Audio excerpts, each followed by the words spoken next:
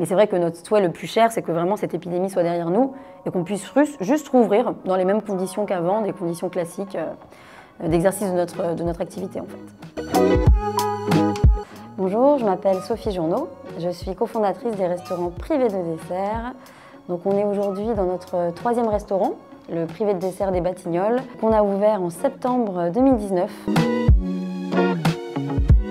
À l'origine, Privé de dessert, l'idée finalement c'était de faire un restaurant où on se sent bien, où on mange bien avec des recettes faites 100% maison à base de produits 100% frais. C'était l'idée de départ. Après, on est à Paris, donc c'est un lieu très concurrentiel pour les restaurants. Donc l'idée c'était de se démarquer avec un concept un peu différent, un concept qui est unique au monde d'ailleurs.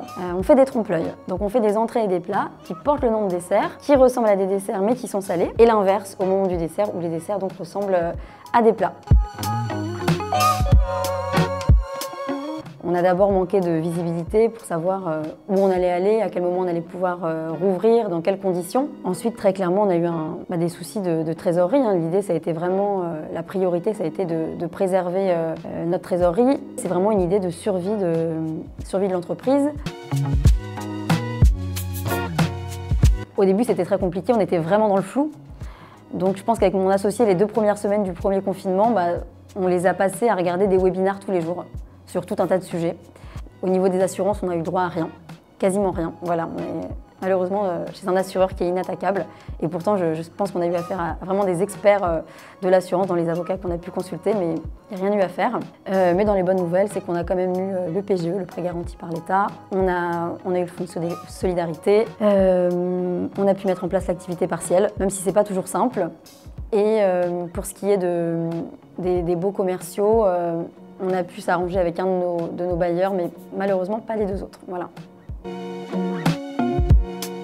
Le monde d'avant, en fait, finalement, j'ai envie de dire tout nous fait plaisir, puisque du coup, on le voit avec un œil un peu différent, un peu édulcoré, je dirais. Dans tous les événements qui malheureusement étaient réservés et ont dû s'annuler, on avait été contacté par une société qui fait des soirées un peu particulières et qui voulait réserver de manière régulière tous les mois pour faire des soirées. En fait, c'était une offre assez alléchante qui était assez bien payée. On a compris par la suite que c'était un préambule à des soirées échangistes. Voilà. Ce dont on a besoin d'argent. Non, blague à part, c'est vrai qu'on a besoin de pouvoir réexercer notre métier dans des conditions classiques. Alors évidemment, on ne remet pas en question le fait qu'on doit être fermé, qu'il y ait un protocole sanitaire, qu'il y ait un couvre-feu, etc. C'est pas du tout la question. Mais c'est vrai que notre souhait le plus cher, c'est que vraiment cette épidémie soit derrière nous et qu'on puisse juste rouvrir dans les mêmes conditions qu'avant, des conditions classiques d'exercice de notre activité en fait. Alors le Privé de dessert, c'est 3 adresses à Paris. On est aux 4 rue Lallier dans le 9e, donc dans le quartier de Pigalle. On est aux 7 rue Théophile Roussel dans le 12e, donc vers le marché d'Aligre, à côté de la Bastille. Et notre dernière adresse, donc ici, l'adresse des Batignolles, on est au 124 rue Legendre.